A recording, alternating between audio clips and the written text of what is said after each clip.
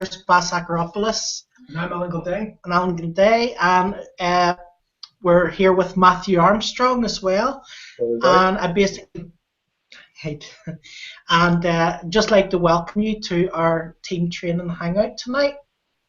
On tonight's hangout, we're going to be we'll be discussing a wee bit about the new funnel, and I'm going to be showing you how to actually set it up if you haven't already set up your new funnel, and also if you don't actually understand, what it is.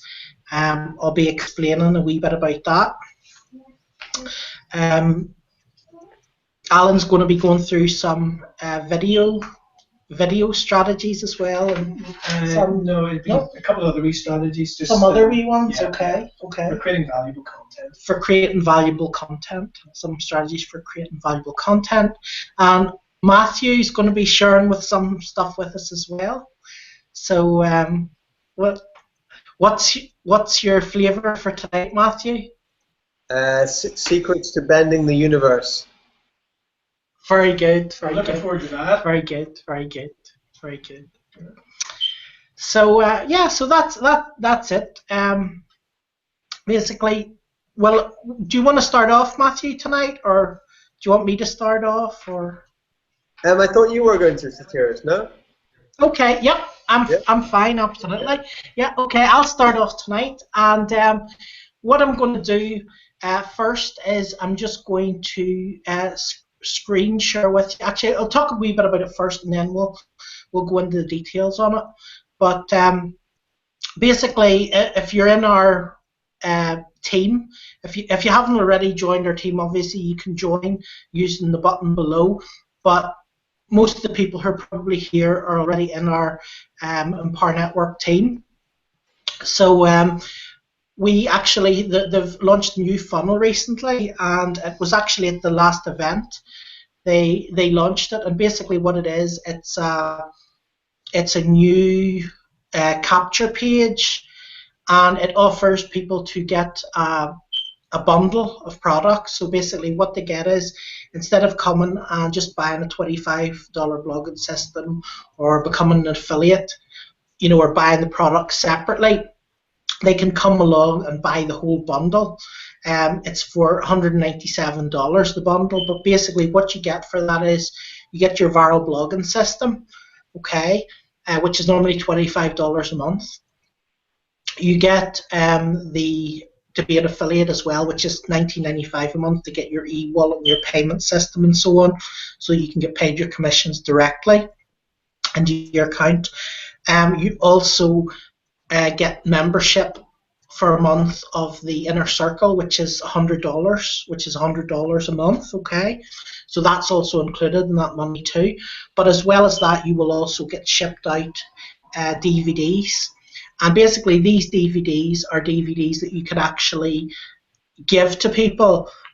You could give to people, get them to watch the DVD, and it will explain the whole Empower Network business and how it works. Okay, Dave Wood explains it in full. So all you really need to do is basically take this DVD and just go up to someone and ask them, would you like to earn an extra $1,250 a month? Okay. You can see the income disclaimer at Empower Network, income.php, okay, because obviously not everyone's going to do the work and earn the income, but you can see that there. But that is basically what you ask people, would you like to earn an extra $1,250 a month? And then they either say yes or no. If they say no, well then that's fine.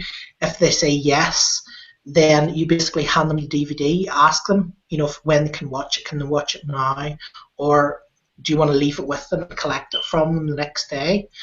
Okay, so you give them the DVD, and then basically you go back to them the next day, or you sit with them and watch the DVD maybe with them, and then you just ask them two basic questions. And the first question is, what did you like most about the DVD? And then the second thing you ask them is, sounds like you're ready to get started, okay? And a good percentage of people who actually have heard the DVD, have been explained fully about what it is and how it works, will, you know, take you up on that offer. So it's a matter of basically, you know, giving those DVDs out to as many people as possible, you know, on a weekly or a daily basis. Okay, so the new funnel is actually for this particular bundle. Okay, so instead of it just being, you know, instead of the link just going to your to sell the blog or to sell the affiliate system, it's going to buy the whole bundle. You'll see the link is just under this video. There's a red button, the Get Started red button, and also there's another yellow button you'll see under that for people to be an affiliate, if someone wants to be an affiliate. But highly recommend going with the package, because obviously the thing about the package is if you get 10 people, you know, if you have 10 people who actually start paying you, you know, you get $125 because you basically get $100 from the inner circle, and you get $25 residual from the blog. So that's $125 a month. So basically, if you have 10 people paying you $125 a month, that's actually $1,250 a month. So obviously, it's a faster way to make more money is to just buy the bundle rather than going and just buying the $25 blogging system. Okay, so I will go in here just and show you the new funnel, which is actually inside Empower Network. So you can actually see how to set it up. So what we'll do is we'll just log into Empower Network.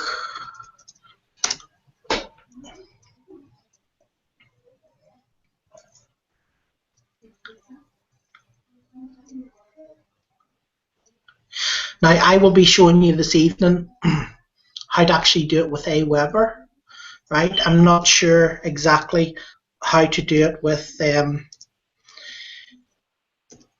GetResponse because I don't actually use GetResponse, but wherever you find out how to set up your GetResponse autoresponder, probably in the Prosperity team or something, that will be exactly the same. It'll be exactly the same principle as it was for your as to set up your main capture page. Okay, but I'm just going to go through this anyway, just for anyone who hasn't seen it or doesn't actually know about it.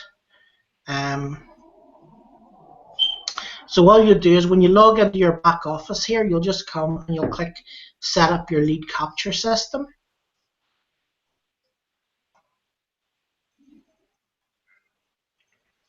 And then when you go down, you'll see your different lead capture systems. This is the one here, the third one. It's called Fight the Forces of Evil. Okay, so that is basically it. And if you click on this link, you'll see. You click on this link, you'll see that it actually takes you to a capture page. Okay, and it just asks you basically to enter your name, your phone number, and your email address. Okay. And of course you can do that. I'll just fill in.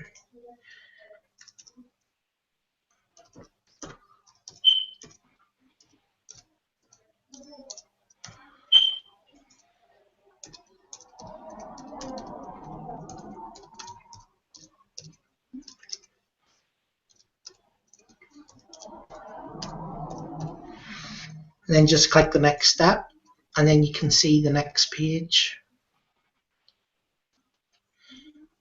Okay, and you'll see here, basically when anyone comes here and clicks here to buy, they're basically buying the whole package. Okay, they're buying the whole package, and it's just basically, this is just like a sales page. And down. And you click here and obviously just make the payment. Okay.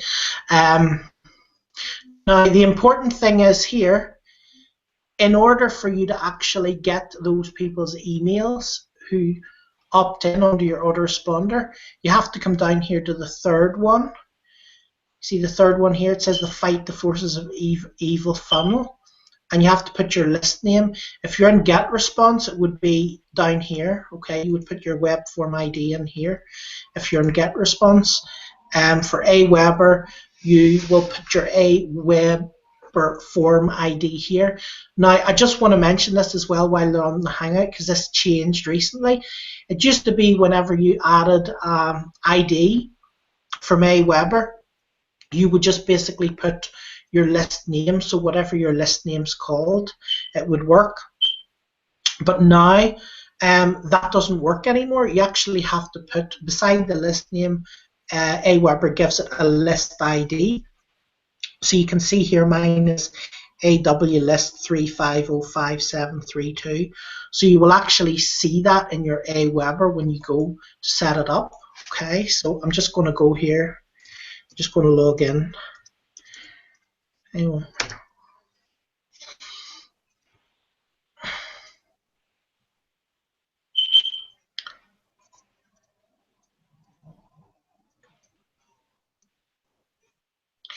So basically you would just pretend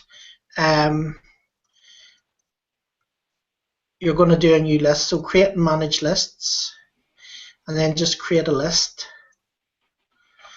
Okay. Okay, and then basically just your sender name and address or whatever.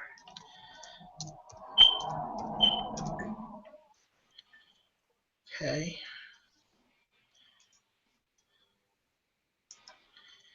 And you give your list a name. Fight Forces. And you also give it a name for anyone who's going to actually see it. Your subscribers see the second description.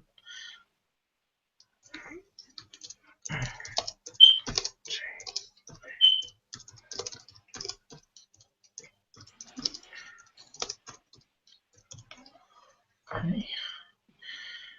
And I think I'm not allowed to leave a space. Okay, just click next step. Okay.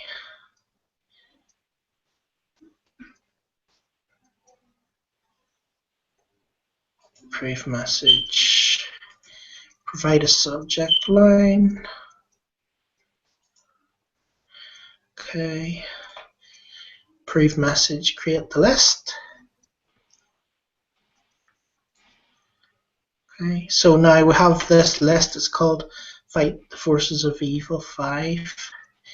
Now, if you actually go, let me just see where it is. List options. You'll see here, when you click on list options and you see the basic information, you'll see here is a unique list ID, okay? So what you want to do is you want to copy that like so. Copy that like so. Go in here to your Empower Network, paste it here, okay? So you would just basically paste your ID where that one there is, okay? And then once you've pasted the ID there, you'll just basically click Submit to Change, and that will then connect your Empower Network capture page with your new list that you've created. Okay. The other thing I would just suggest you do when you go into list settings, and I always do it, is if you also press, you'll see when you get that page at the top, you'll see a page that says Confirmed Opt-in, and if you just click on that, scroll down the page and just make sure you turn your Confirmed Opt-in off. It means you'll get a lot more subscribers, because it means if people subscribe, they'll get a message from Aweber saying, did you subscribe? And if they don't see that email and don't see the message and click on it, they won't be subscribed. So even though they have actually subscribed for your list, they won't be your subscriber. You know, so you definitely want to, I recommend turning the, you know, the opt-in, the confirmed opt-in definitely off. Yes, I do. It's taken a long time. Just turn it off, and you'll see it'll go red. When you've turned it off, it should actually turn red, the button. Okay, because that'll lose you a heck of a lot of subscribers if you don't do that.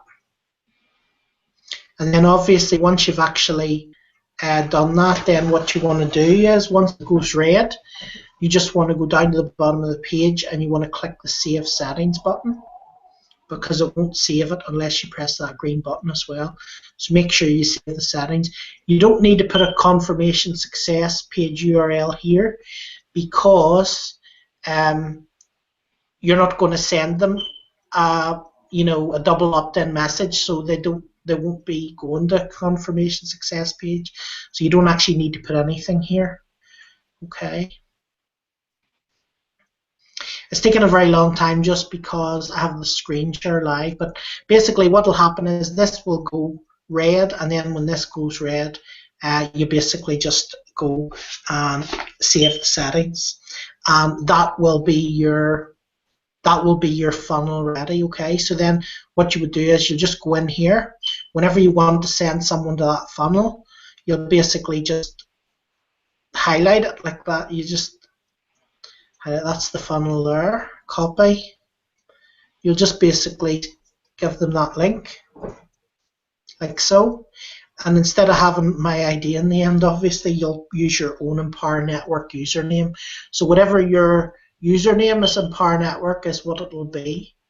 Okay, that's what it'll be. So, you know, if it's your name, so say, you know, Alan's name here is Alan Gilday, so his username is Alan Gilday. So if I put Alan Gilday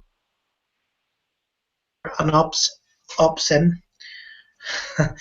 into the, I've lost EA, that's fine. EA, yeah. Just EA. EA, yeah. Yeah. Sorry. You're fine. And opts in to that link, it will then go to his capture page. Okay, so that's all you do. Basically, you take that link, and anyone that goes there will be going to your capture page. So say you make a post on your blog. Say you come along here today, right, and you do a post or you post a video. So you click new post.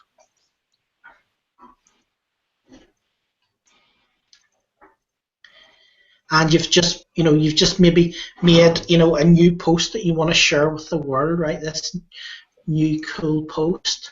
So you go to YouTube, you grab your new video, whatever it may be. Okay, so I'll just grab the first one I get my hands on.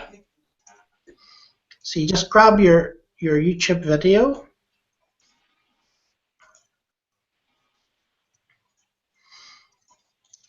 Paste in the title, and put the SEO bit, and then just put the category of your video, put the tags in, whatever your video tags are.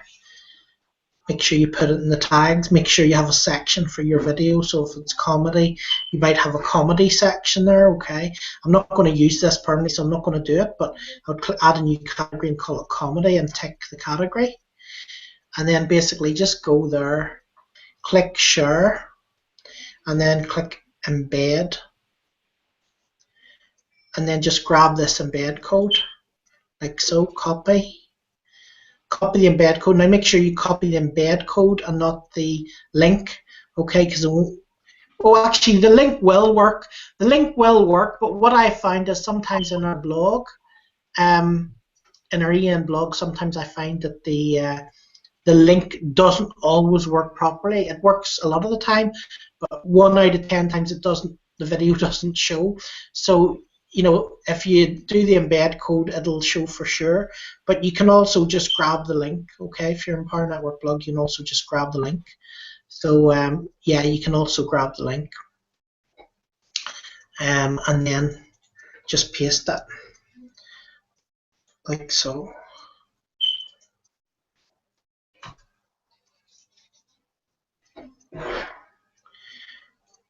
Now just press the publish button. No.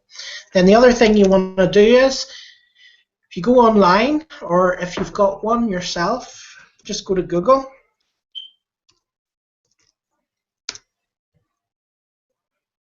and you can go to Google Images.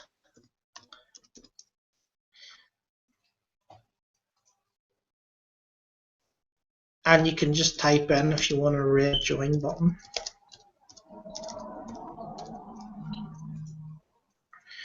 And just make sure it's not from any of the Fotolia sites, or they'll come after you. Most people don't really mind if it's just a button, but you see, if you see any stock things, images, don't touch them. Okay, so like those ones, you don't want to touch them. But if you see just a plain button, most people won't really, I think, be too bothered. So here, if you say you like this one, for example, you could just click on that, and then you could just drag it onto your desktop, like so.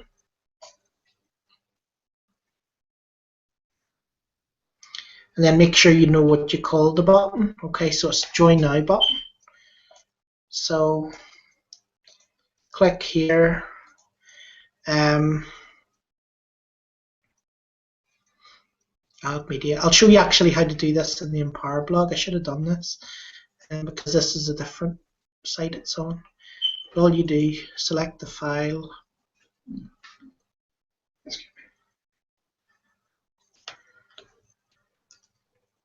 Just type in what it's called, Join button, open.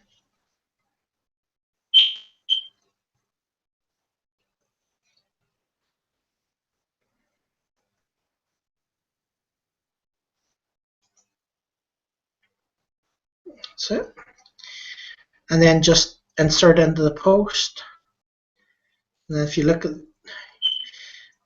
yeah, that's it.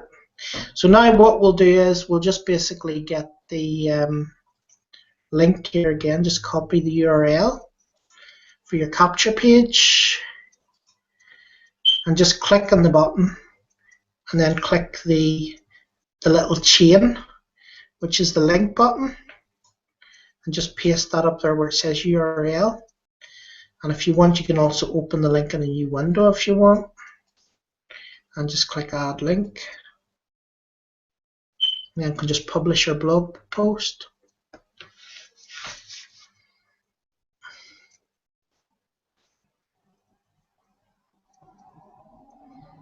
And then when you actually go to your blog post, you will see that's your video. Okay, that's your video here, and then your join buttons underneath. Okay, so if someone comes and clicks join, then they'll go to your Empower Network affiliate link. I would suggest whenever you do a blog post, you always have a call to action at the bottom, and I would also suggest you probably have a button. Okay, I would also suggest you have a button. I can actually go through this very quickly here because it might look a wee bit different for some of you. So I'll maybe just go through it with you here very quickly just to show you how to do this. Here, go to Home. Go into your Empower Network blog, just go Home.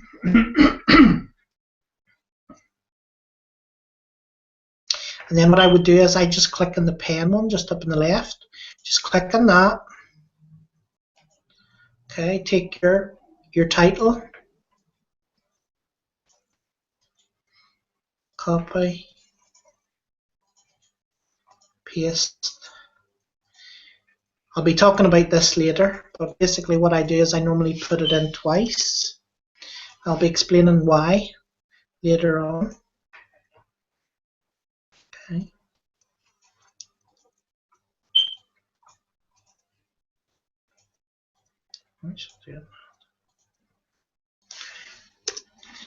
Okay. And then all you do is you basically get your video embed code, or you can take the link from the top as well, but I just take the embed code. And then all you do here is you just click Add Media. It's on the top right if you're in Empower blog. Click Add Media. Click on Video. And then just paste your embed code here. Click Add Media. And that's basically your video, like so. right? And then with your button, you can do the same, you know, basically go drag a button, drag it onto your desktop. We've already got the button there, so I'll just click on Add Media. And instead this time we'll leave it an image, but we will upload it from the computer. And then click to browse the computer, and then it's in desktop, so I'll just go to desktop.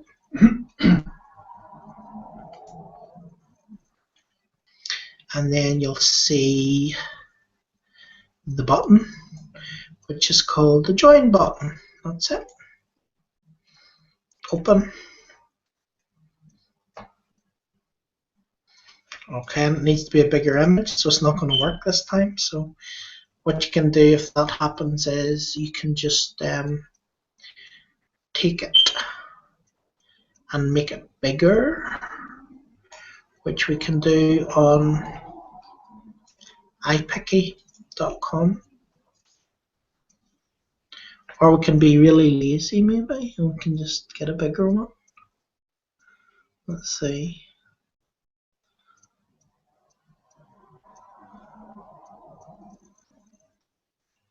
We'll get a bigger one. It's easier. Okay. Join now. Okay. Start with IMG. But at least needs to be at least 260. What height was that image? Let's see. Maybe just taking the icon for the image rather than the actual image itself there. Yeah. If you click on the link to that image, Yeah. that should be it. Yeah. Okay. Let's see. It's weird.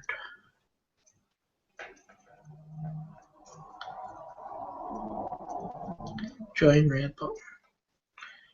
Is that not the same one? No, it's a different one. I'm just wondering if one is a link to the other. Yeah. I'll just try it again here. Yeah, that's a different one this time.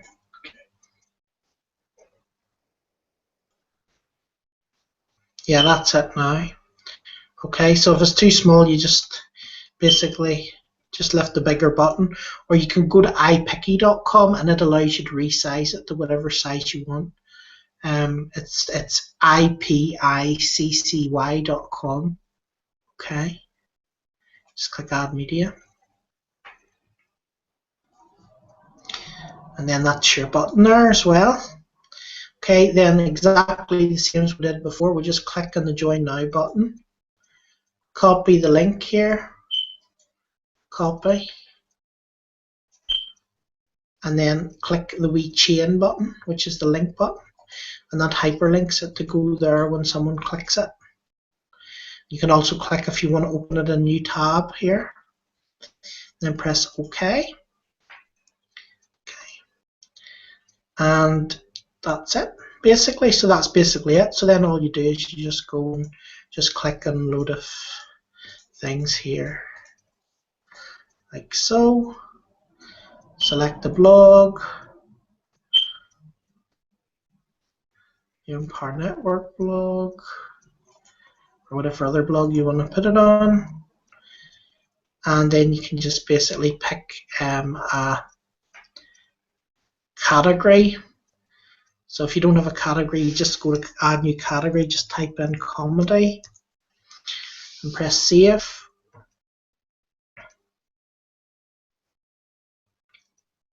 And then once you do that, just go down to the bottom, just click Publish.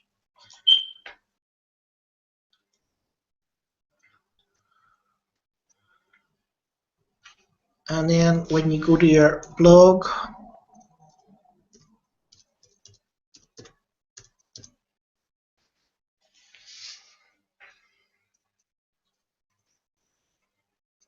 that will be your video. Okay. Press play, it should work. Yep. That's it. And if you click the Join Now button, should also work. It's very, very slow, the computer, because I have the screen share on, and there's also a lot of stuff open here. I'll just close some windows. Let's see. Yeah. And then if you click this Join Now button, again it goes to your capture page here. Okay, so that's basically how you do that. So now we'll go over, maybe go over to Matthew. How does that sound, Matthew? You still with us? Armstrong's sleeping at the back of the class. That's fine. Do you want to go next? Sure. Yeah? Yeah. Okay, so I'm going to just put Alan on here. So Alan's going to go over some stuff now with you. If you have any questions about any of that, you can just post in the comments below. Okay, so any questions, anything you want us to cover, just basically post in the comments below this video, and we will answer it. We're looking at it, so if anything new comes up, we will be able to see it. Okay. So, okay, work away. Just Okay. Thanks. I'll go like this up there. Better. Okay, so hi guys, hope you're all very well. And thank you, Satiris, for that. I was really taking a lot of notes there. I found it very, very helpful. So I think the thing really is to just hop straight on the saddle after a lesson like that and just start implementing what you've been talking about, and then you sort of drum it into the muscle memory. So great, I'll be on to that. So thanks to Brendan Burchard for what I would like to share with you. I was listening to some of his content today. It was very good. And I want to just run through 5 secrets for creating valuable content and products, and then 3 different levels at which we teach those. So 5 secrets for creating valuable content or products for our info products or for our blogs, and then 3 different levels at which we teach those things. So if you haven't heard of Brendan Burchard, I came across him relatively recently, and I found that he's an excellent teacher. Basically, his story was that when he was 19, he was involved in a car crash, and he effectively had a sort of out-of-body experience, and he was left with these kind of 3 overriding questions. Did I love? Did I live? And did I matter? Okay, so did I love, did I live, and did I matter? And those were the 3 things that he came back to life with, and those 3 key questions, a bit like Tony Robbins talks about, what is the quality of the questions that we ask ourselves? Those 3 questions reframed the quality of his life. And he went on to write a book about his experience, which failed initially. I believe he went bankrupt, he lost a lot of money, but in that process he persevered and went on to become, very quickly in fact, a New York Times bestseller. And within, I think it was 24 months, had gone from being bankrupt to making several $1 million. What he then went forward to do was to say, right, okay, so I've acquired this degree of success and financial well-being. Let me see if I can then duplicate this in a different area. So he then set out to do $1 million worth of business and $1 million worth of contribution of high quality value content, and not only just in writing a novel, but in seminars, public speaking, webinars, video content, info products, ebooks, and so forth. And I think he took 1 year and managed to achieve $1 million worth of revenue and become a top contributor or guru in each of those things. So in full disclosure, rather than going over video stuff again, I wanted to find some content that I found useful and share it with you guys. And at least, if nothing else, it'll serve us as a talking point. Okay, so the key thing he says at the outset, when creating quality content for our audience, be it through an info product or through our blogging, is to start with the consumer in mind. We've got to ask ourselves, we've got to envisage, what is it that our audience needs and wants. And then we reverse engineer our product or info according to how we best can serve them in fulfilling those needs or wants. So, again, that's a very helpful one. I certainly find that I need to re-examine sometimes the foundation for some of the products and some of the content that I'm creating. I'm actually thinking I'm coming just from my own enthusiasm or just from my own passion, but really, this kind of first foundational question of how can I best serve not my own interests and passions, but how can I bring them to best serve the needs of an audience. So he talks about 5 keys: strategy, synthesis, structure, simplicity, and systemization. So that's strategy, synthesis, structure, simplicity, and systemization. I'll run through them very quickly. Strategy: when we're creating our content, when we're doing our blog, creating a program or a training webinar or whatever it is, it's very important that we give a strategic overview of the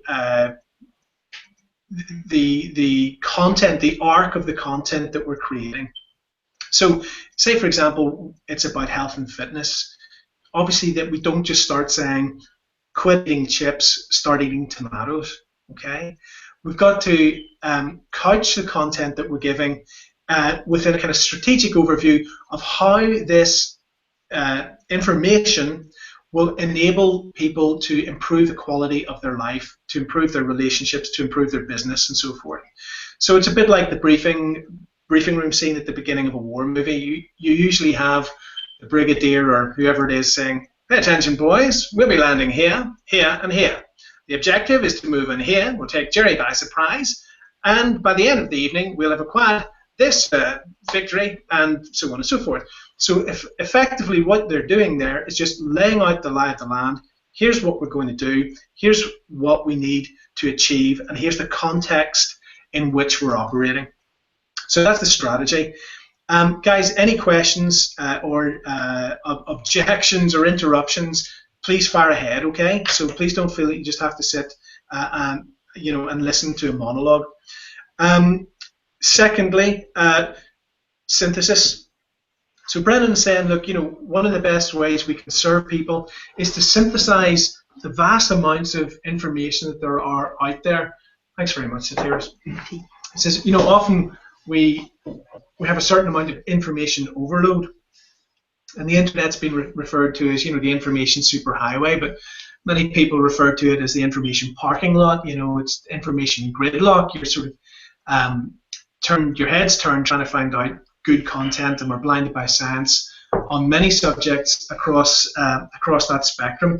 So one of the ways Brendan's saying is that we can best serve our audience is to synthesize, to boil down a lot of this content and to present it in a very succinct and easily digestible manner. Thirdly, structure. It's very important how we structure the content that we have. We might have top class content and information to share with people. We might have a very good intention about empowering them and inspiring them, but if we don't structure the information properly, then it's unlikely that the information is going to be effective and that the product is going to be of quality and that people are actually going to benefit from it. The old thing of structure, I always remember was being taught that, if we take the phrase, the dog bit Jack, and we just rearrange those building blocks without changing or adding anything, we have a different outcome, which is Jack bit the dog. 2 entirely different scenarios, but they're absolutely contingent on how we've structured the content that we're delivering. Simplicity, keep it simple. That's really, really crucial. In my own experience, within, let's say, within personal development and within spirituality, I found that there are many, many people who can take content and, if you like, dazzle you with it, and you can get a great impression of how erudite these people are. But a real master teacher simplifies.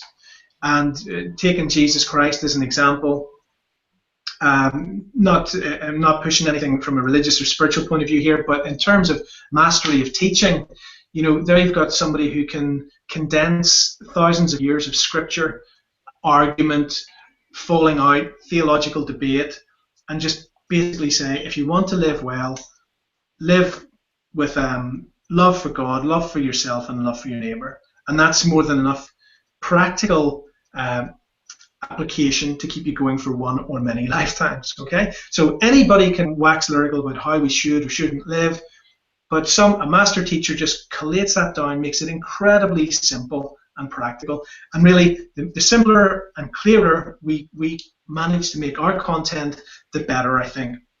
And finally, step-by-step systemization.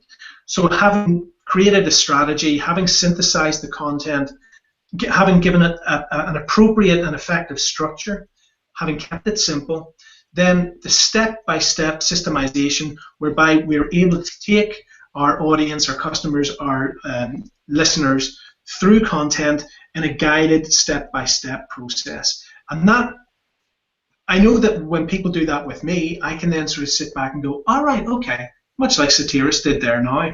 He takes us through the process, guides us through it, do this. Having done that, make sure you've done this, then check that this is in place.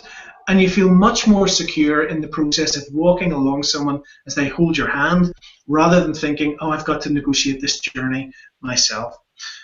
So finally then, 3 levels of teaching that Brendan was talking about. In terms of how we couch these 5 kind of key strategies for creating valuable content. And they are, first of all, tactical teaching.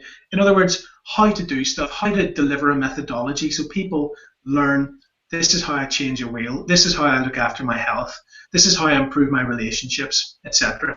It's imperative, obviously, that we deliver an appropriate methodology that's effective and correct.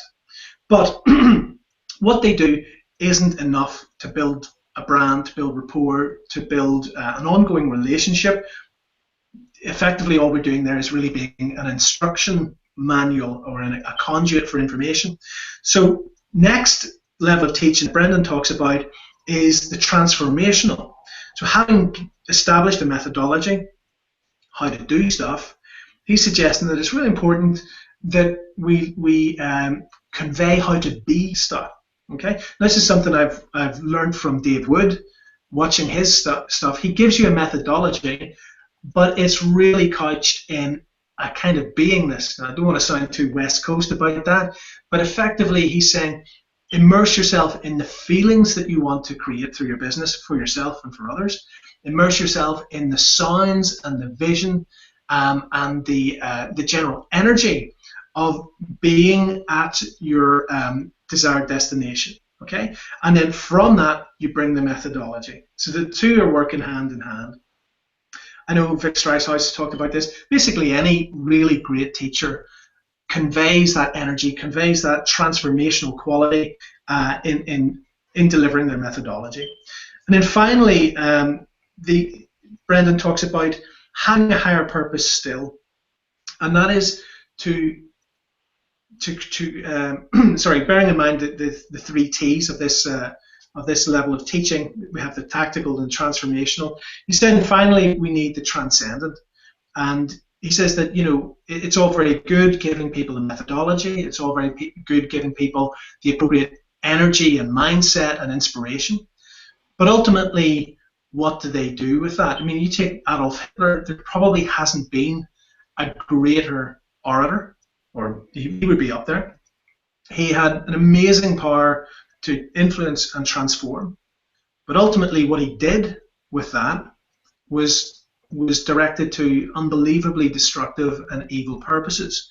So what Brendan's suggesting is that we encourage ourselves and encourage others to be transcendent insofar as we move beyond just serving our own needs and desires, and that we encourage ourselves and the others in our audience to be able to kind of expand their vision, to use their skills, their methodology, their inspiration, and actually go out and serve others in a more effective and empowered kind of way. guys, thanks so much for listening. Any questions on that? Anything you'd like to kick around together, discuss or disagree? That would be fun. I'd love to hear your thoughts. That was awesome, Alan. Thank you. Oh, thank you. I wish I could claim, that the content was mine. just passing it on. But certainly, I learned a lot from preparing that today. And I know again, David had said, study and teach. So yeah, there you go. Thank you. And just as you were mentioning the various different essays and the 3 types of teaching and everything, it just brings up a lot of stuff for me from just seeing it in different people and different great teachers. The simplifying is something that that makes all the difference, I think. And it shows the real servant teacher can simplify.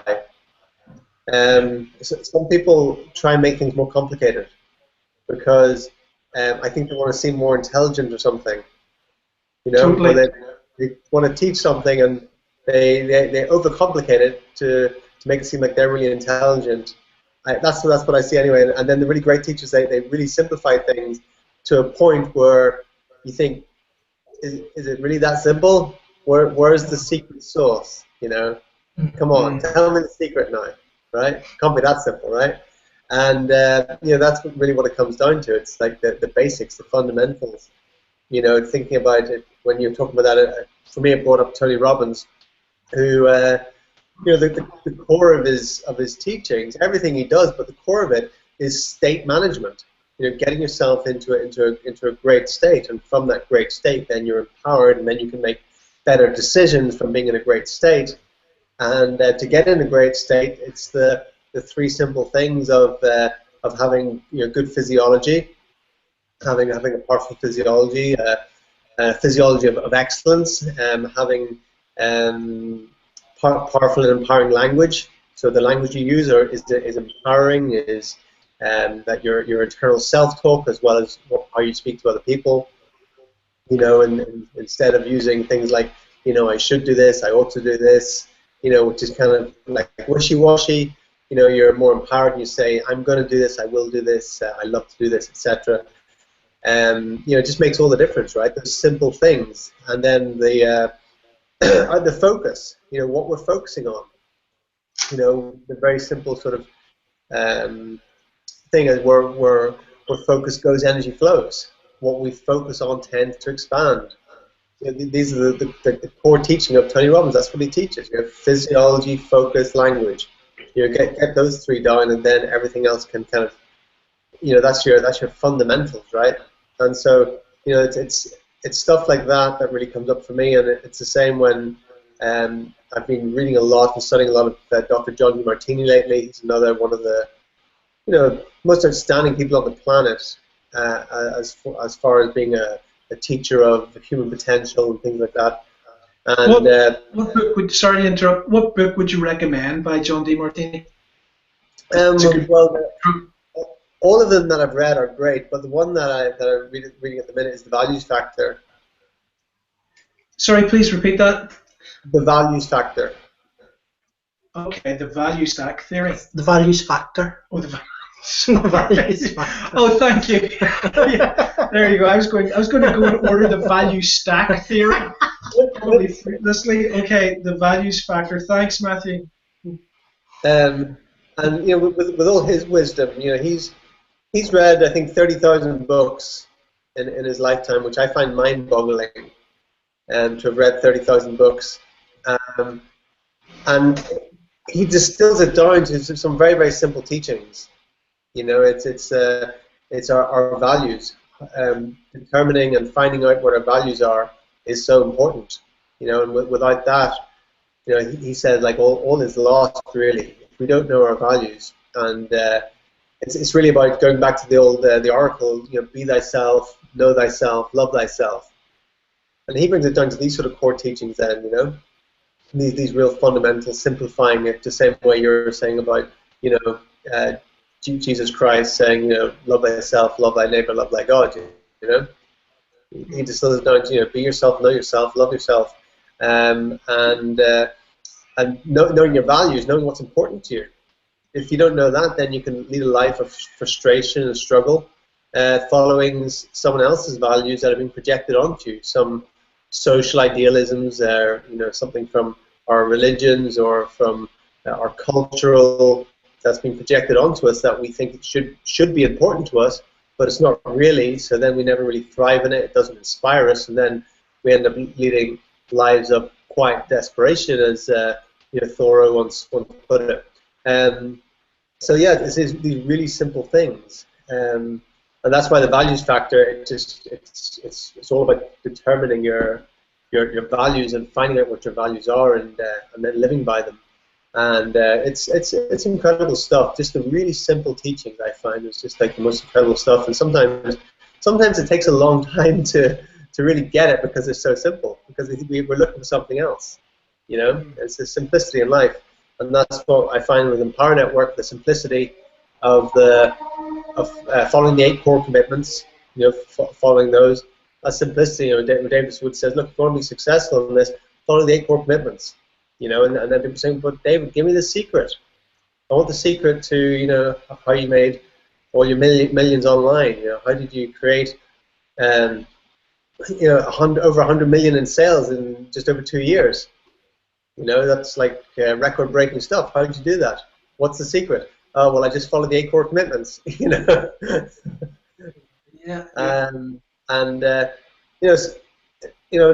In life, when what I wanted to talk about maybe a bit was,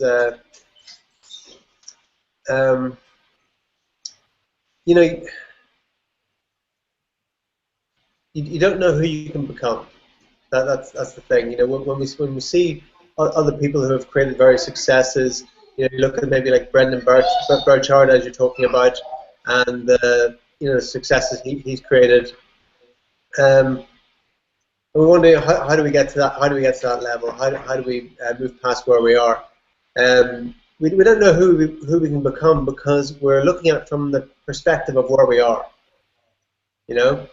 And the thing is, once we just take one step outside of our comfort zone, then we're a different person. Then we've actually become a different person, and then things that seemed impossible suddenly become possible once we just take that step outside our comfort zone. And then we think, okay, well, if I took that step outside and this is okay, I can take another step. And this is where the importance of taking action and taking as much action as possible, as like Tony Robbins says, massive action. Massive action is the cure-all. Because the more action you take, the more you're stepping outside your comfort zone, the more you're doing things that in alignment with your vision that seem uncomfortable. And each time we do that, it's like we also bring in other forces as well. We step outside our comfort zone, and suddenly we see that we can do it. We suddenly see that, oh, it's not so bad after all. And then what also happens is we have allies come to join forces with us, because suddenly we've stepped to this level where there's other people at that level. And then they come, and then we help each other out, right? But if we're not willing to step to that place, then we'll never get the help from those people. So it's another thing that we don't realize what we can accomplish because we think we have to do it all by ourselves or something, But we actually get help along the way. We get help from other people when we step to that new level, when we step into that place where we want to go, but we're afraid to go, right? But there's so much support that if we realize there's so much support, we would just do it. And so that's where a little bit of faith comes in, just having that bit of faith that, okay, I'm just going to take that step of faith, that step into the unknown. And it's amazing what happens when we do that. I'm sure like everyone can relate to it at some time in their life when they've just taken that leap of faith and suddenly support has come, allies have come, and then sometimes things happen which seem like miracles, some sort of divine assistance, some sort of some guidance which seems supernatural or something like that. So that's what I'm saying when I'm saying, like, the secrets to bending in the universe. once we step out of our comfort zone, then the universe bends to help us, because the universe sees that, okay, they're serious about what they're doing.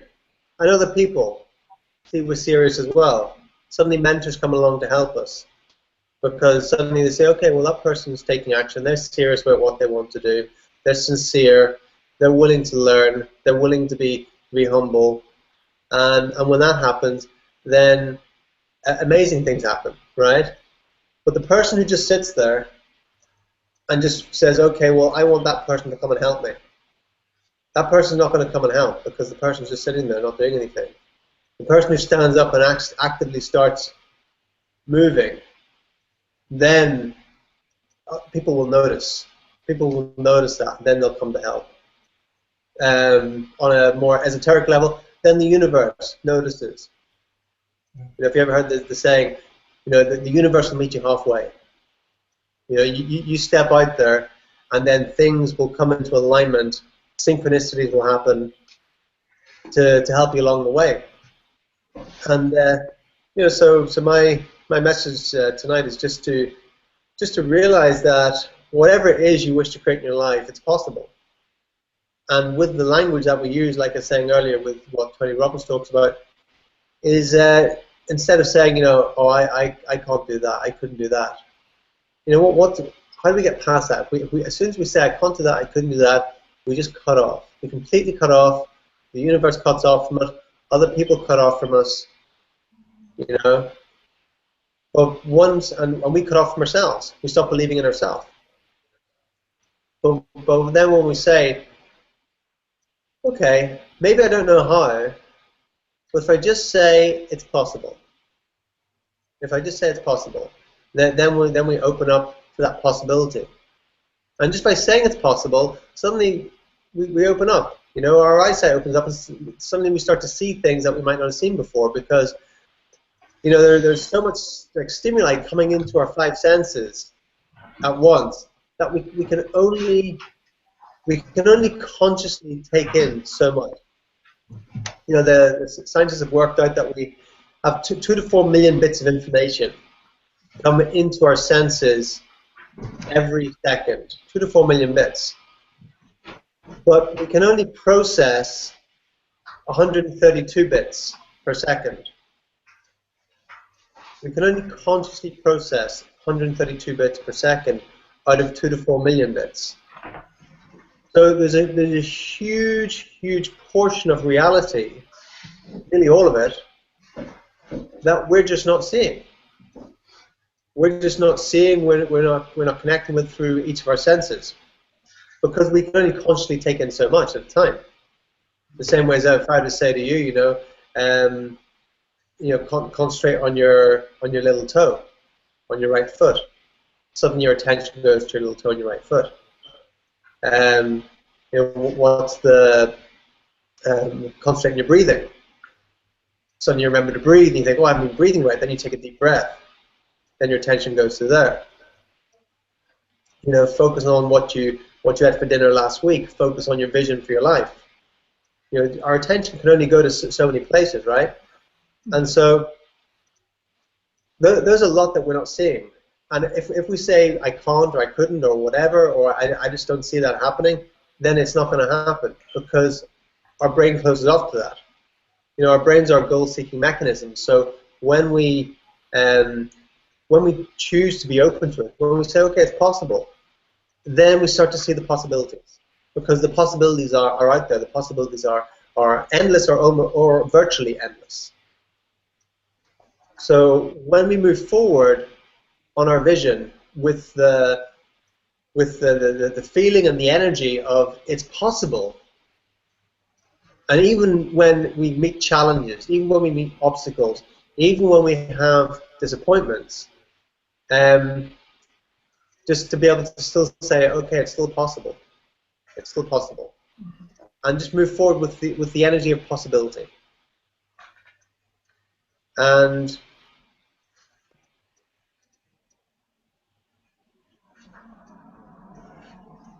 when you do that, your comfort zone expands.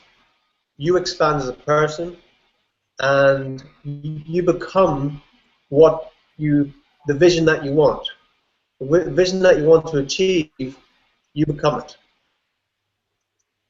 by stepping out.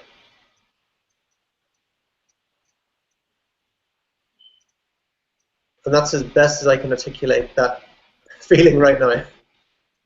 You've articulated it beautifully and with a lot of heart, Matthew. Thank you. Yeah, it was lovely, really good, very inspiring and very timely. I've spent the week, a bit like Satyrus, with a lot of technical and logistical, frustrations. Frankly, spending weeks and weeks and weeks trying to optimize things so that they talk to each other and work effectively, and and they seem to insist on denying me just basic, operational, functional, just getting things up and working. And so what you're saying is so timely, just to bring it back to that thing of, right, in the midst of all the activity you're taking, just remember to empower yourself with that acknowledgement of possibility, and that the universe does meet you halfway. It's so true. That's how Satyrus and I met up again. I was just going out and was going to pick up some food. And there was Satyrus. I think we talked, just like, I remember you from somewhere. And of course, the conversation was so timely, out of the blue, as it were. There's somebody who could help me right at the point of my need, with precision and very, very hard-won practical information and assistance. And what's more, he was willing and cheerful and happy to do that. So it's so true. Yeah, we've got issues with technology and all the rest of the other challenges that are going on, but the overview is keep moving ahead, keep moving outside of your comfort zone. And yes, the universe gives you those moments where it's just like, to me, it's just like I felt like I was getting a hug, and it's, I'm looking after you, you're okay, keep moving.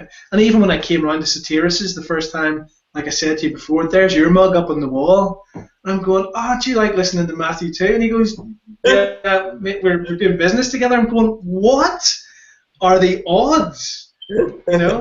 Because it was only a few weeks earlier that you and I were exchanging emails about your interest in film and video and so forth as well. I mean, so those are wee things. I just feel like life puts its arm around us and says, yeah, keep going, have fun, go out, do your thing. Much in the same way that you must do with your child. You let him play in the garden, you keep an eye on him every now and then, you give him a wee bit of guidance or a bit of hug or a bit of kind of whatever he needs. I'm not a father myself, but you guys both are. And that's the way I feel about it. So thanks so much, man. That was lovely. Thank you. I'm interested to know what photographs on the wall. It's do you want to grab it? Can you unpin it? It's back from when you were young and foolish and needed the money. Yeah. But it's a really bad one. You need to get worried now.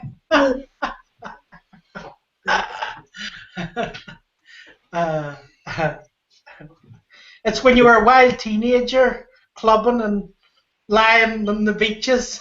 Oh, the Christmas card. Cool. Our cheesy Christmas cards. Yeah. That's lovely, man. That's lovely. Yeah, we do a cheesy Christmas card. So, it's really funny that you say that, Alan.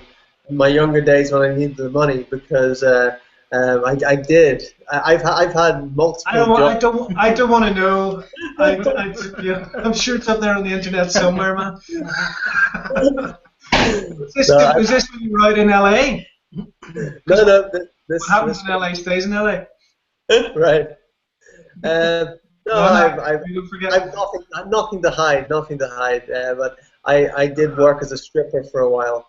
Good, man. I tell you what, if you've got the body to do it, more power to you, man. That's fantastic. And did you enjoy it? I loved it. It was great money. Yeah, good. Yeah. Good. No, I mean, there's the thing, it's like, it's the spirit in which you do the thing, isn't that right? If you go out and you're acknowledging a bit of sexy fun, and it's fun and it's uplifting for people, it's probably not the right word to use. There's the next real thing on this. If it's celebratory and fun, then great stuff, I tell you. Yeah, I just used to do hen nights. It was great. It was a lot of fun. Happy days. My brother-in-law and his stag do, his best friend, to his horror, organised a stripper. But what a young man anticipates in his imagination is often very different. We had some woman, use the term in the broadest sense, came down from, I don't know, Lurgan or something, and so it would have put the fear of God into you. Yeah, it was terrifying and about as far from sexy as I can imagine. But there you go, more party, man. Happy days. Cool. This is my censor button here. If you hear that, you know you don't want to hear what we're saying. Like, are you being served? The ka-ching button. The ka-ching button. You've got money. Hit it Can again. you see it? Yeah.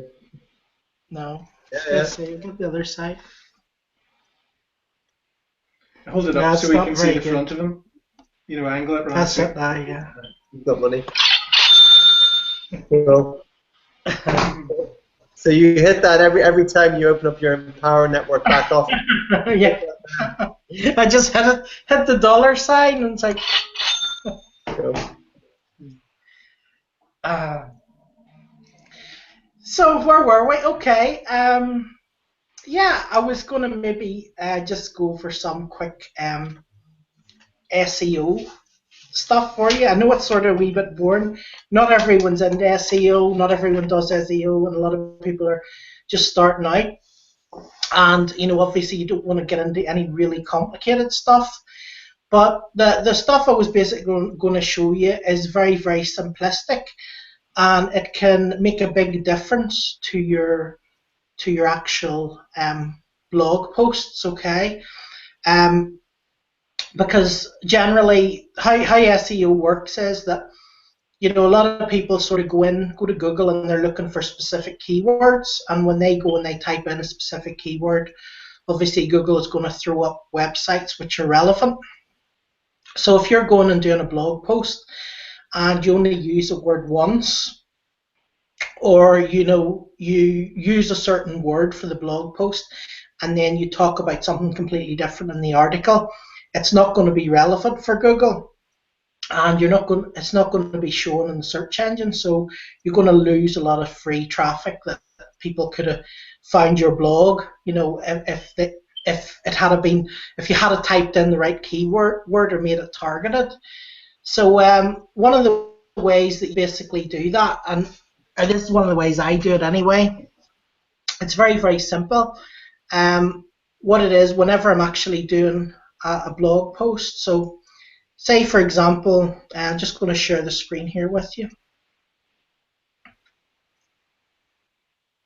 Okay. So say for example, you were looking for, hit me with a subject. Somebody think up a subject. Anything.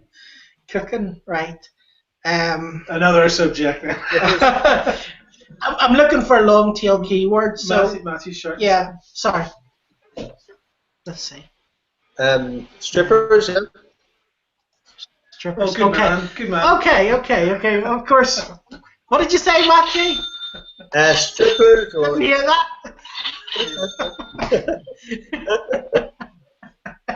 I didn't catch that. Okay. So let's see. I mean, we're going to get a bad reputation here. Let's see.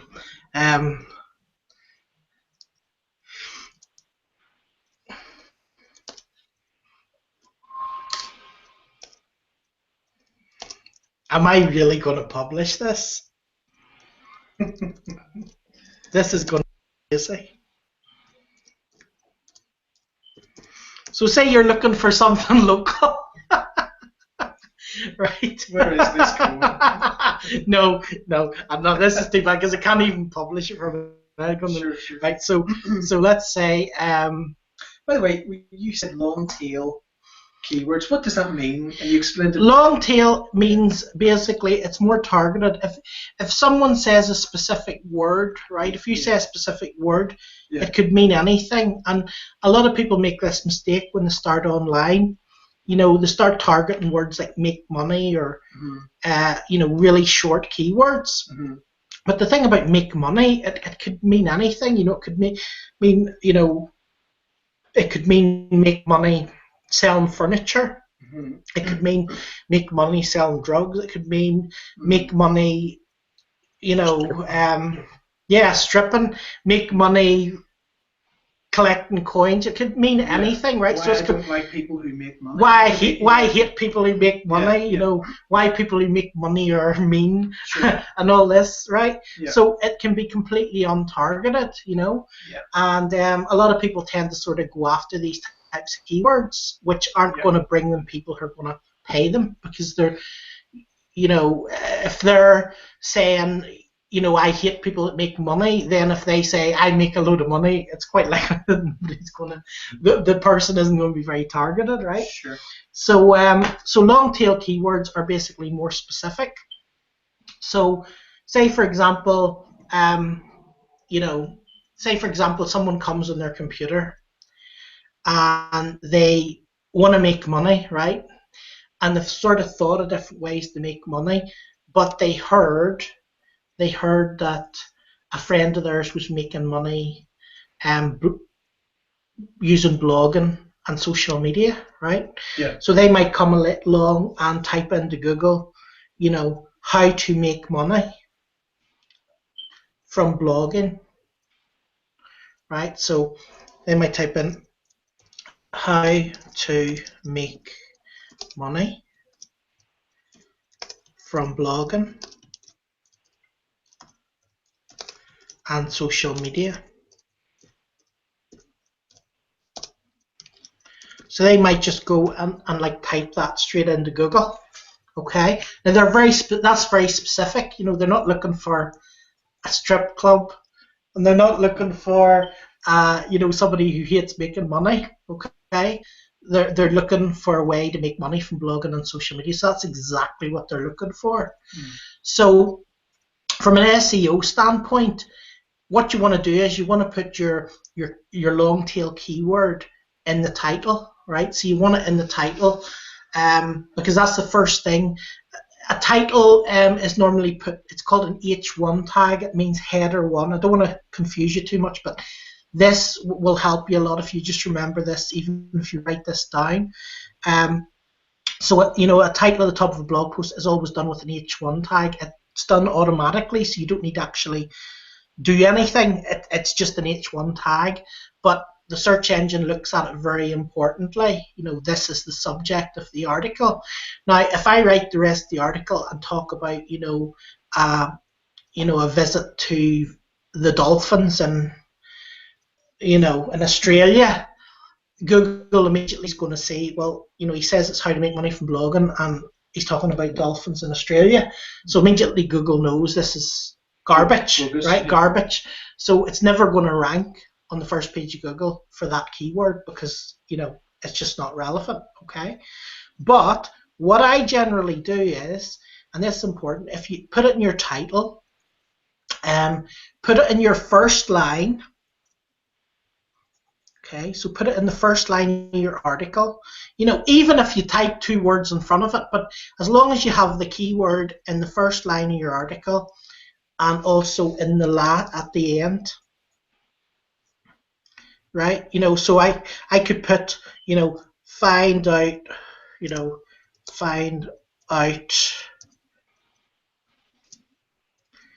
more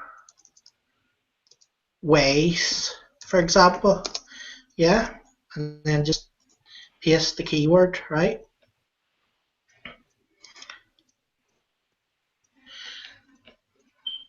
So basically, I have the keyword in the first line. Now, Google the next most important things are H2 tags. It's called header 2 tags and header 3 tags. Okay, so each word which is, you know, in the H tags are going to look as more important to Google, and also certain words that are bolded as well. Okay, so generally, if you're going to do a blog post, right, about how to make money from blogging and social media, I would suggest, and it would be the same for anything, you know, how to get fit and healthy for over 50s, or how to, you know, lose weight fast for people over 60, or how to, you know, if that's your keyword, I would suggest having it up in the title, definitely, having it in the first line, and also somewhere in the last line of your blog. Okay. But the other thing you want to do here, you want to make the first line. I normally make it an H3 tag because the H2 tag looks very big, and because it's a similar word to the title, it looks like I've typed it twice, which can look a wee bit corny. So what I do is I will just do it like smaller. So I'll do an H3 tag at the top, like so, and then the bottom one I'll make it an H2 tag. Right? So what I would suggest is always have an H1 tag with a keyword, an H2 tag, and an H3 tag, yeah, with the keyword, whatever your article's about, right? So then, you know, you would basically write, you know, your article content here. You know, you put your content, you know, here. I just want to clarify here is that the title is already an H1 tag, and you don't have to put it in. Is that right? Yes, you don't need to put in the H1 tag because it's already, the title is already H1. So every blog, whether it's in Power Network, whether you're using any other blogging thing, it's always H1. Okay, it's always the title is always H1 automatically. Anything that you put, you know, in the top part of the blog, and then basically you want to have an H2 and an H3 tag in there. Now, if you're just doing an article up to 500 words, okay, you maybe want to take this down as well. It used to be you could do like 200 or 300 words, and Google were happy with that. Now Google tend to like bigger articles. You know, I would suggest 500 words or over. Right, if you're going for SEO, if you're just going to make a blog post and share it, you know, 2 or 3 lines, and share it all over Facebook and Twitter and stuff, people will still see it from that. But if you're actually going for SEO because you want to rank on the first page for a keyword, what you want to do is, you know, you should try and have your article 500 words or over. From testing, I've also discovered if your article is over 1,000 words, that it tends to get 3 times as much traffic as if it's 500 words, right? So, you know, if you're one of these people who doesn't mind writing longer articles or whatever, and you want more traffic and you're doing SEO, you know, you could write a 1,000-word article, and that would give you a lot more, you know, traffic as well. The other thing about it is, basically, whenever you're writing the article, and it's very important, and I came across this very recently, whenever you do your article, sometimes people will go to websites and they'll go and they'll look for information, right? They'll go and they'll look for information from a website. So say they were doing a travel blog, for example, you know, they might go and they might not know anything about the country, and they might want to write about a certain country. So they might go and look up a travel blog about Malta or something, and they might actually go and, you know, completely rewrite the blog themselves in their own words, and then they'll maybe copy and paste like 1 wee line, 2 or 3 wee lines about, you know, something that's there, and put it in their blog. And the thing about that is, whenever you do that, it actually shows up as duplicate content to Google in Copyscape, right? So if you really, really are like focused on SEO and you want to rank, you know, at the very top, and you want to really focus on that, you don't want to have any duplicate content at all in, right? You don't want to have any duplicate content at all in, so you want to completely write it from scratch, or rewrite every word, you know, even the likes of the names. I mean, it's ridiculous. I mean, I was going through this today. You know, I'm a very fussy person. I obviously am running social media accounts and stuff, and blogs and stuff for people as well. And you know, I have a particularly fussy customer, and you know, he went through everything. I mean, he was even going through a social media posts to see if they were, you know, copyright or not. But basically, it will, you know, you will be able to rank really high. As long as you don't have a load of duplicate content, a load of trash in your website, and you don't get these really bad backlinks. So a lot of people suggest getting loads of backlinks. If you get backlinks on certain sites now, it will damage your site. It will actually damage your site. So if you go to, what is a backlink? A backlink is basically when another site points to you. Right. Okay. So there's certain, especially article directories and stuff. Now Google hates that, and they will see you as trying to manipulate your ranking, and they will sandbox you, and you'll actually disappear from Google altogether. So if you are going to do backlinks, you know, backlinks do still count if they're good backlinks, and it doesn't look to Google like you're manipulating it. Okay, so you know, if you're doing a health blog and your friend has a top blog about health, and you go and say, look, if Matthew's a health blog, and I go to Matthew and say, look, Matthew, you know, I've got a health blog, and you know, would you mind if I write you an article about health, and would you stick it in your blog, and you know, put a link back to my site? If you do that, you know, and Matthew isn't like selling links to 5,000 different blogs, then you'll be fine. And you know, if Matthew's blog ranks really highly, it'll help my blog and it'll help my stuff to rank higher. But if you're just going around blatantly trying to get like loads of backlinks from all these different places, they will ban you and sandbox you, and all your stuff will disappear, right? So I don't want to complicate things for you too much, but I just want to explain that to you, because there's a lot of old stuff out there on the internet, and people teaching old things which are completely outdated, right? And they will actually affect you in a bad way. If you want to also rank your blog up, what you want to do is you want to get people to share your post from multiple social media accounts, right? So if 10 different people, now obviously you don't want to get someone to come and do it, you know, with fake accounts and do it in 5 minutes, right? You know, because obviously then that'll damage you again. But if, you know, your post is shared over the next 2 or 3 weeks, you know, 30 or 40 times, it's likely that your post will rank, you know, 3 or 4 pages higher than a post that nobody likes or nobody shares. So it's also important to get shares on social media. That's why, you know, even if you go to your old blog posts, you know, if they're good and people like them, if you go to them and you even share them again, or share them once a week or every 2 weeks or whatever, you know, you'll get multiple likes. And if you get multiple likes, that will also help you to rank higher from an SEO perspective as well. So reshare your previous posts. Yeah, well, it doesn't, I mean, if you share them once or twice with your own accounts, it's fine, you know, and if you reshare it with your own accounts over and over again, and then other people share it, then that's going to benefit you, absolutely. Sure. Absolutely, but, you know, your own, you sharing it yourself from a point of view of the benefit of you sharing it will give you a little bit of help, but, you know, because you share it 10 times from your own account won't make you rank better. Sure. But what will make you rank better is because you shared it 10 times and then another, you know, 2 people each time shared it. Exactly. Right? Yeah. That means now you've had 20 people or 30 people shared it. You know, Google says, right, people like this, 30 different Twitter accounts have shared this, you know, 20 different Facebook profiles have shared it, you know, 10 people have shared it Google Plus, so this must be really good content, so we'll put it up on the top. The other thing is Google Plus, even if you hate it, even if you don't use it, and so on, post your stuff on Google Plus, because Google Plus is an instant way to get to the top of the search engine.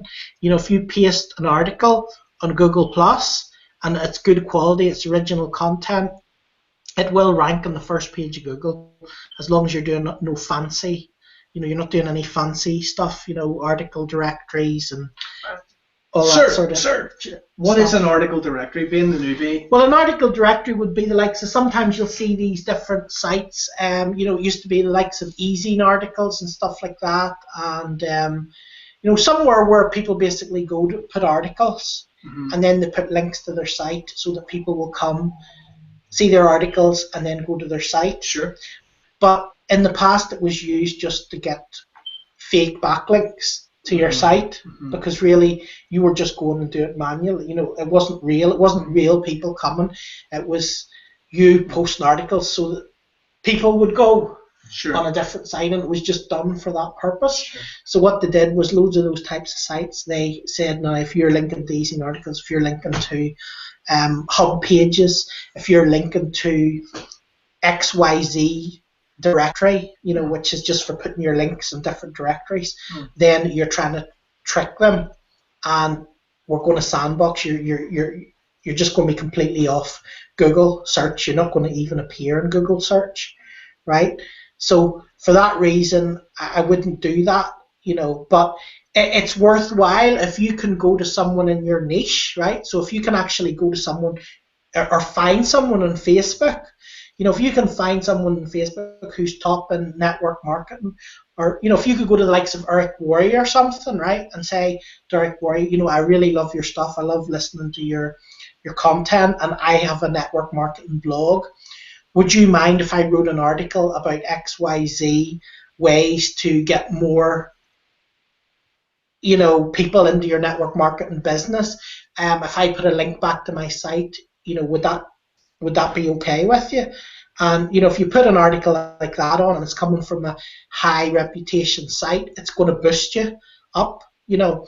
But if you go to a network marketing directory where there's 50,000 people posting their network marketing link, and you go in there and you post your network marketing link, and you have like 50 of those links pointing to your site, your site's gone as far as SEO is concerned. You know, maybe with Bing it will rank, maybe with Yahoo, but with Google it'll be completely disappeared, you know. So, not trying to confuse you, but I just wanted to give you, you know, the basic. If you remember this business here, if you remember to put the keyword and the message title in the first line and the last line, it'll help you a heck of a lot. If you're doing, you know, the density, you don't want to do it too many. You don't want the keyword too many times. You want the keyword from 3 to 6% of the article. Okay, so if you do a 500-word article, you're probably sitting at 3%, which is kind of perfect with the keywords there.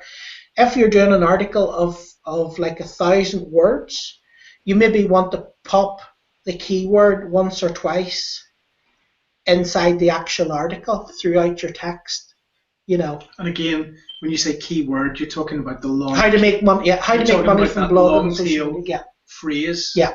Rather than just a single word. Okay. Yeah. And if it looks really corny, what you can do is you could just put, you know, how to make money, you know, from blogging, and then you could talk about such and such and social media sites, you know. But as long as you have the keywords in it, you know, an extra couple of times, it was going to be like 1,000 words or something. Yeah. But if you're just doing a 500-word article, that's absolutely, you know, fine. You also want to go in and fill in the meta tags, you know, all the back bits in, and put the same keyword in, and then put your target keywords, whatever they are. You know, your target keyword in this case is a long tail keyword, but you might also want to target smaller words too, so you can add more words. You can add, you know, more than one keyword. Where do you add the meta tags in that? Well, basically, once you would go to say here. Yeah. And do you need to have bought all those things? Yeah. To be able to this is the meta tags here. Yeah. Yeah. Okay. Yeah. So you see, this would be a tier. Okay. So you could put in, you know, keywords, you know, meta tags here. You know, put them. Yeah, that's fine. I did that yesterday. Because if you don't do that, it also harms your thing. A lot of people forget about this. It's important. Even if you just copy and paste your keywords in here, it's better than nothing. Do you know what I mean? But if you want to be even more detailed, you know, you can go in here and write specific words. You know, you know, you can write in specific keywords. You know, make money from home. You can put a whole load of stuff in here, you know, Yep. and then all you do is just publish, right? So, you know, that's just some stuff that I thought I should share with you from SEO. The other thing you can do is you can go to Copyscape. It costs a few dollars, but if you're really focused on SEO and you want to rank really good keywords, it's worth you know, basically it's worth going to Copyscape, because you can basically go, you know, you can get your website URL and you can basically type in your keywords. So you can go here, you can type in your website, and quite often it'll shock you. Quite often you'll find duplicate content that you didn't even know was there. Do you know what I mean? It's quite crazy actually. But if you type in your URL, it'll bring up any duplicate content that you have on your site, and then you can just go in and change it. I found recently even a few. Yeah, so there's nothing there. So basically there's no duplicate content on that site, but if you go and type in a site, you know, you can actually see you know, if there's duplicate content on it. Wow. You know, so if I go in, I'll just go in. I have a site which I know there's duplicate content on, so so I'll go on a site.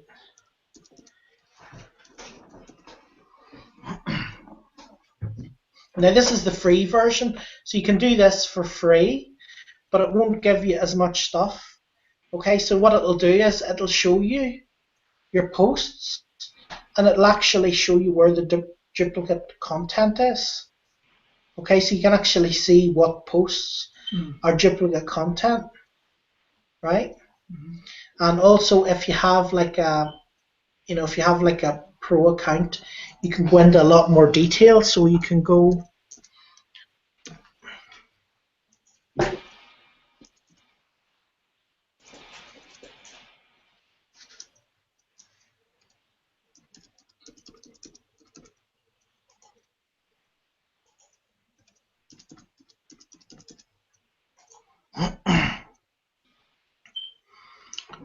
Right, so you can go here basically. So I could go to one of my sites here.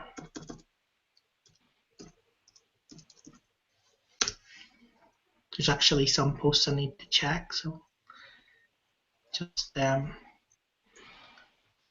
so I can basically come here, click on this, click on this page, and then once the page is open, I can just go here, copy the text,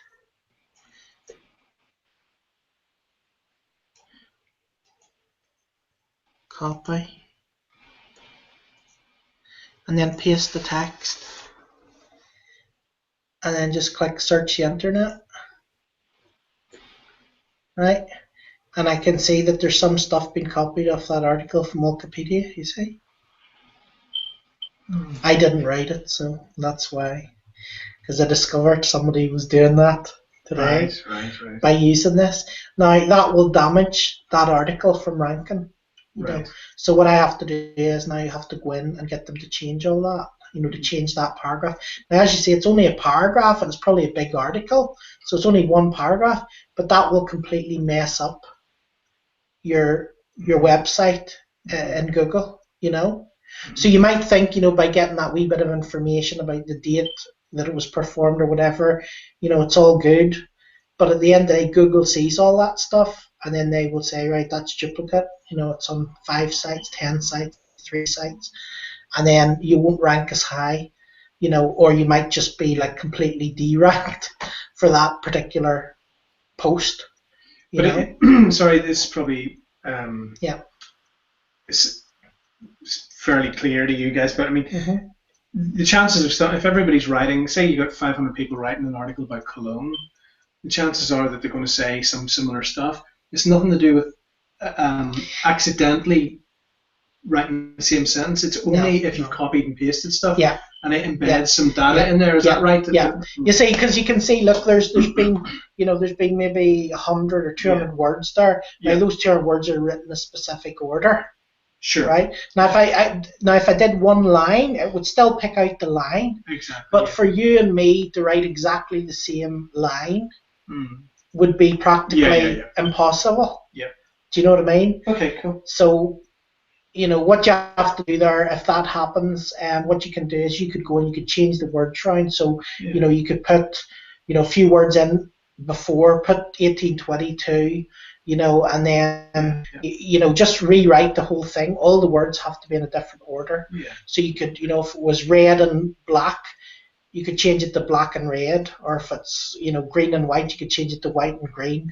Cool. Or, you know what I mean, and change everything around, and then it will go through. But otherwise, it's going to affect your ranking. So if you're just basically copying and pasting content and you're wanting to rank for SEO, forget about then it. You're damaging yourself. Sure. So that's it. So if anyone has any questions, just pop the questions in below here. What's happened? I've got a few questions, Iris. Okay. So as you're talking about duplicate content and that sort of thing, for YouTube videos, that would also apply then for the description, right? Absolutely. Yeah, it shows the description as well. I've discovered that recently.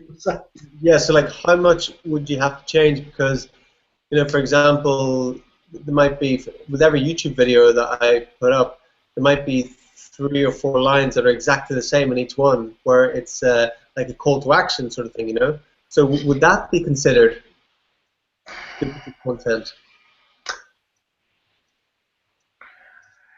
It could be, but it could be. I do it as well now with my call to action, because I'm not gonna. Yeah, but I mean, you're generating content. You haven't ripped off. Yeah, but basically, if you want to compete, right? If you want to compete on like competitive keywords, with a lot of competition, the best way to do it is to be completely clean, right? To be like spotless. So from an SEO point of view, it would be better to be completely unique. If you're doing SEO, a lot of us in internet marketing aren't doing SEO. Mike Hobbs teaches the stuff. He doesn't teach SEO. He teaches you share it on Facebook, share it on Twitter, share it on social media. Get somebody to go and share it, 25er Twitter accounts and Facebook accounts and all this different stuff. So, it doesn't really matter, if you post a duplicate video or a duplicate whatever, because you're not trying to rank that for SEO purposes. But like, if you were making a site just about content and you wanted to rank against really high ranking other sites with, high, with 1 million competition or 500,000 competition, if you write a really good original article and you put the keywords in the right place, you put the H1, H2, H3 tags in the right place and stuff like that, then you have a good chance of ranking really, really high. But if you copy and paste stuff from YouTube videos and stuff like that and put it inside the thing, it is going to maybe knock you back 5 or 10 pages, Mm-hmm. So, if there's not a lot of competition, there'll be nothing else for Google to put in the first page, probably. Yeah. So as long as they're not peeved off to the extent, we'll de-index that post because it's real trash, then you'll probably still rank, you know what I mean? You'll still rank, but if you want to be the top of the top, if you want to be the best SEO person for that keyword, you want to put as little duplicate content as possible. I mean, there was one that we did the other day, and basically it wasn't ranking, and we discovered that there was like one line. There was like one line, a description of one of the, it was some cathedral in Rome or something. And whenever we went and rewrote that line put it back in, and in a couple of days there was, out of 1 million things, it was like number 2 on Google.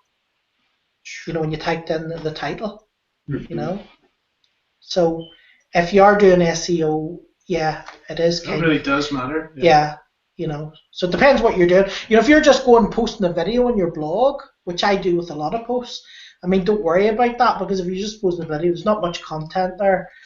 You're not going to be competitive for SEO anyway. Do you know what I'm saying? Because it's just a video. But if you're going to write a really good content blog post and you want to really rank for it, then try and keep it as original as you can. Yeah. So. Good stuff. So, what was I going to say? Yeah, thanks, man. Yeah, great. That's fine. Do you think, Matthew? I was talking to Justin tonight, and do you remember we were talking about sometime doing a hangout about sort of health and stuff? Yeah. I was just wondering. I know that a lot of people who are in the team and so on are very interested in a lot of that stuff. And the thing about it is at these hangouts here, we discuss the techniques. We'll discuss the techniques, how to make money. We'll discuss the techniques about mindset. We'll discuss about all the various things that people need and the personal development aspect. But I think it's also very important. When it comes to your business, obviously, is if you don't have good health, it's hard to actually, enjoy your business as well. So I was wondering if you wanted to even maybe touch a wee bit on the subject next week of that as well. Absolutely. Here, is that okay? Yeah. Of course it is. Yeah. Yeah. So, because I was talking to Justin, because we were going to do one anyway. All of us spoke about it before, but I just thought for the benefit of everybody.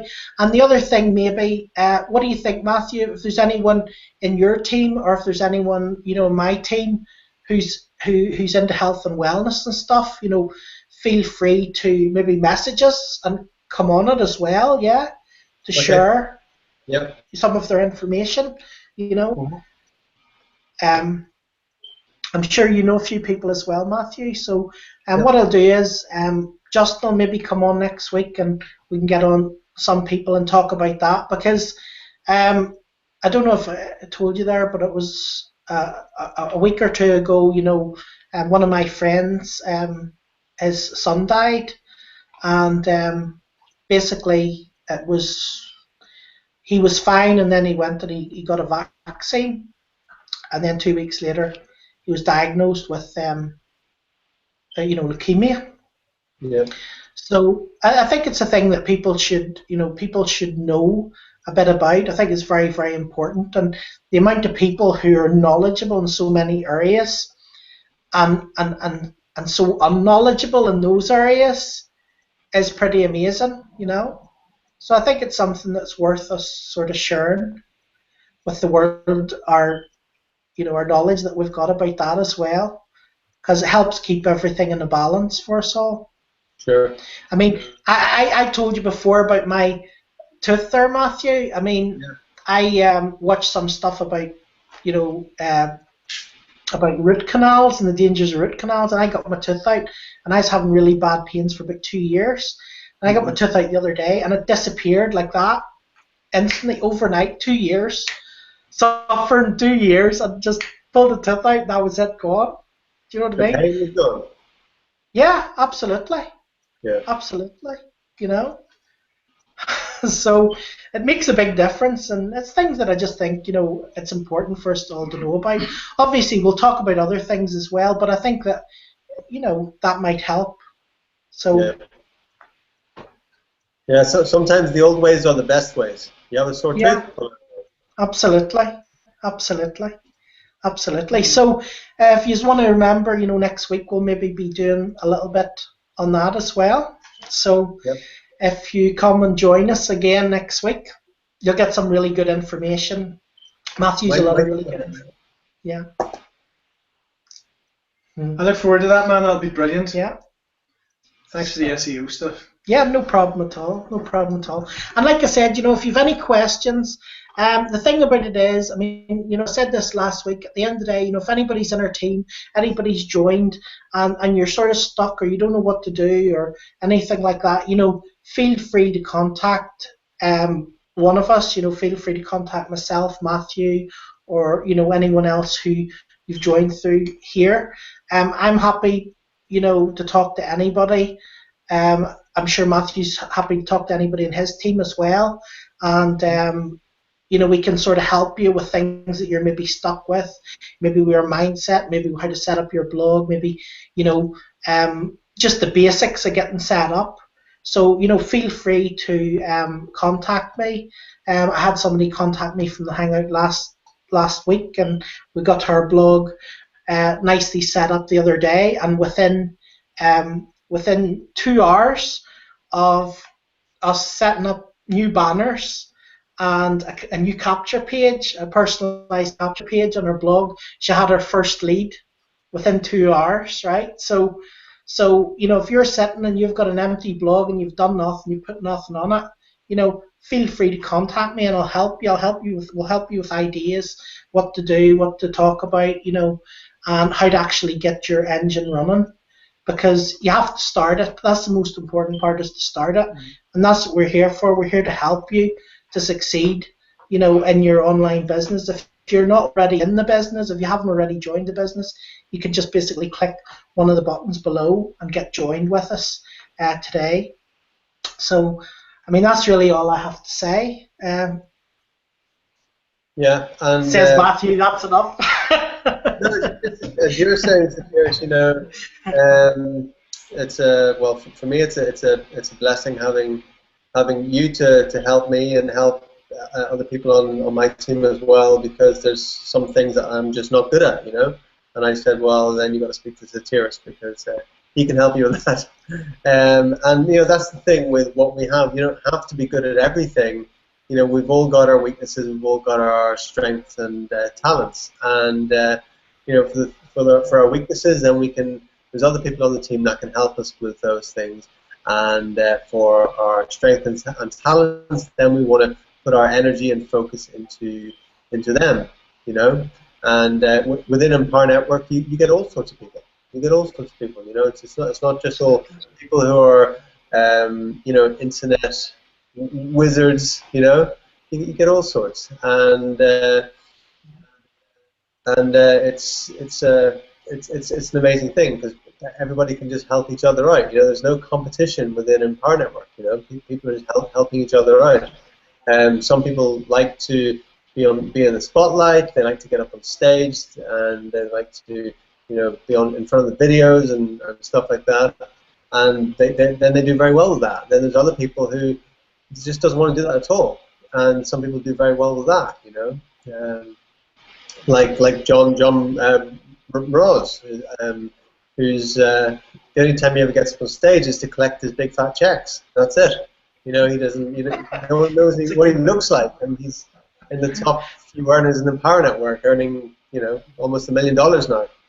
And so you don't have to be good at everything, and that's where a lot of people fail, who set up a business online where they think they have to be good at everything, and they do the SEO, and they do the copywriting and the marketing and all these sort of stuff, and that's what I tried to do years ago, and it just didn't work. Just kind of kept on falling flat on our faces with it, trying to do everything ourselves.